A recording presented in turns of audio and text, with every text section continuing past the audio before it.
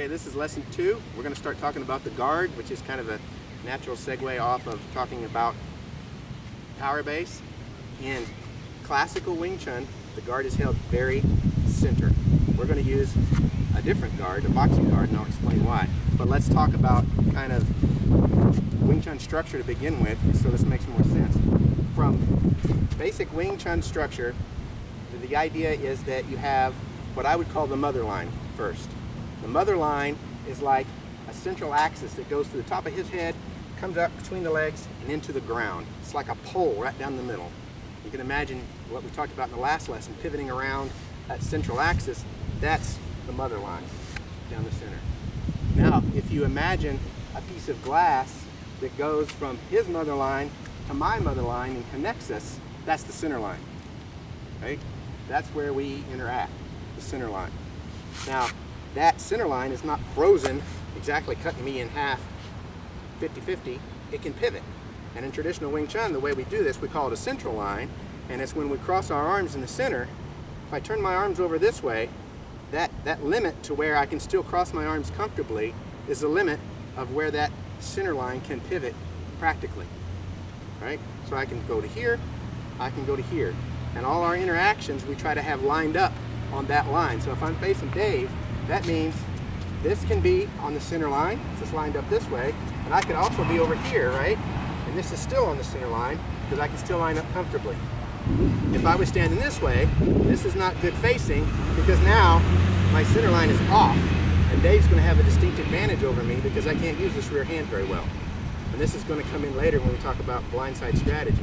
So that's the basic concept, is the center line or central line is where we intersect, and I want it to be somewhere in that range of angles, right?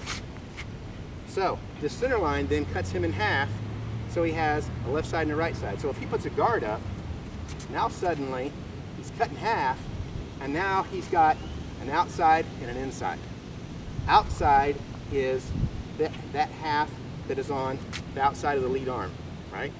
And inside is that half that's on the inside of the lead arm. So you can imagine if he's in a classic stance this way, it makes good sense, right? It's like this hand doesn't even exist. This hand is way out there. So he's got an outside, he's got an inside.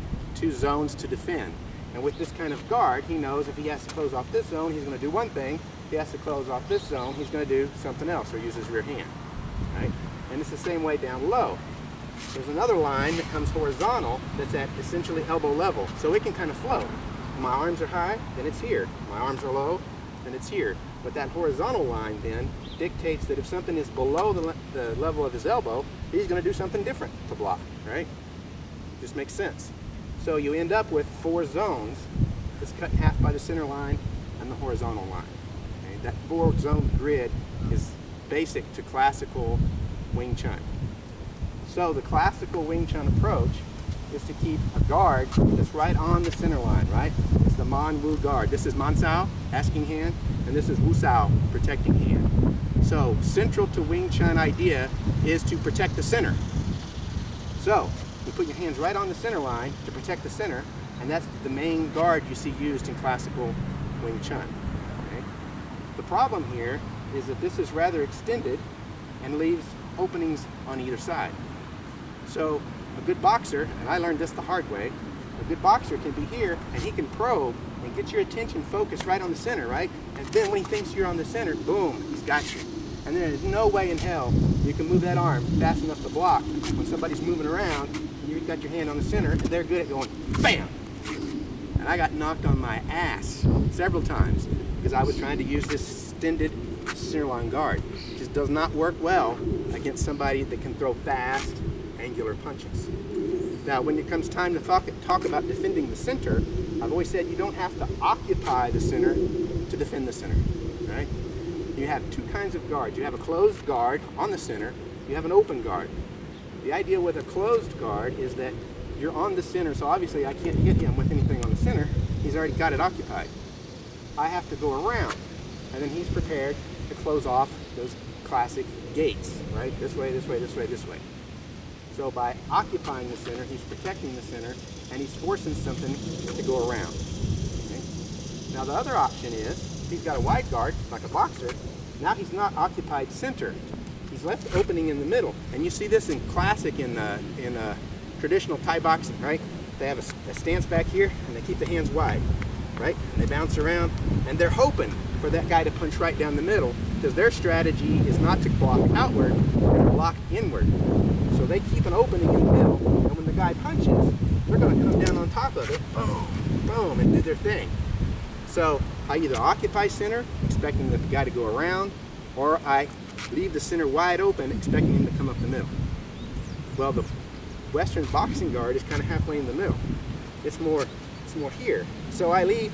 There's the option the guy might come around, he might come up the middle, but I've kind of split the difference. So it takes me just as much time to do this as it does this, versus being here and this being a lot longer motion. So again, they can come up the center, they can come around, and I'm protecting the center without occupying the center. Something can still come up, and I can still do pak saos, and I can cover, and I can guard. Okay? So another concept that comes into play here is what we call the shoulder lines. And the shoulder lines are not exactly lined up with the shoulder. The shoulder line is really mid-clavicular line. It's just much easier to say shoulder line than mid-clavicular line, because people won't know what clavicular means. So this means, if you think about it, Wing Chun is one of the only systems that puts the elbow here and punches directly up the middle, from center to center, right? Most people, when they punch, it's going to come from their shoulder to your center. Does that make sense?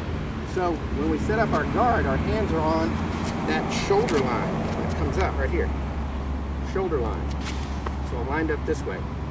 Because when he's punching, right, say his elbows up just a little out, he's punching more like a boxer would and not classical Wing Chun, like most people would punch.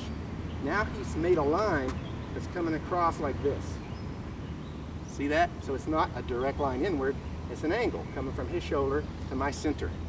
So if I can guard that angle, I can cut that angle pretty easy and defend that zone, right? That's simple versus being way down here, right? So this is a much more natural way to guard. If his hand is up here, my left hand is guarding his right, and my right his left. That's the way we're thinking of it. So if something's coming here, I'm guarding. Something's coming this one, I'm guarding with this one. So it's a reciprocal thing. I'm not going to try to cross over and guard here. I'm always thinking of this hand takes care of that one, this hand takes care of that one, if I'm square on that shoulder line. And as long as I'm intercepting that line, that's where most of my weaknesses lie. Right? And in the process, I'm protecting him from being able to hit right up my center. So this is typical boxing guard. We're lined up on the shoulder lines, we're here, and we're ready to defend and protect. Now, if you think about it, when people do Chi Sao, Wing Chun trains Chi Sao a lot, and I'm rolling, my arms aren't on the center. Nobody is doing this.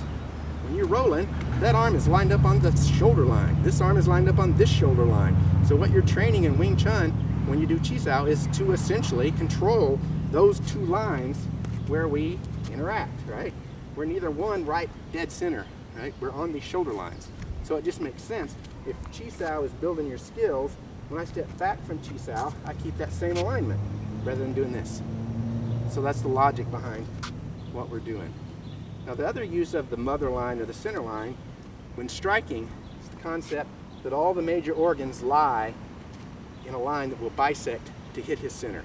So if I'm imagining I'm striking into his mother line, and I hit him into that mother line, going right through his liver, right?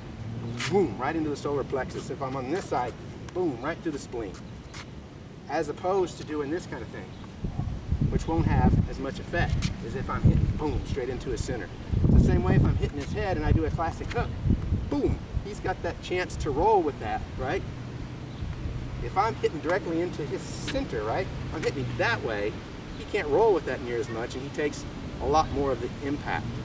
So that's one of the things Wing Chun concepts would bring to boxing, is that idea of making a conscious attempt when you're punching, not to do these glancing blows, but to really think about digging and punching right into his center, boom, right into his mother line, rather than allowing him the ability to kind of absorb and roll away as easily as he might. Does that make sense? Yes, sir. So that's what we're going to do. This alignment this way, the guard is on the shoulder lines, I can defend the center, I can defend the outer gates, I can move easily, This arm's going to defend that one, this one, this one. So we can kind of kick in some of those chi sao skills, and we're going to go from there. Thanks.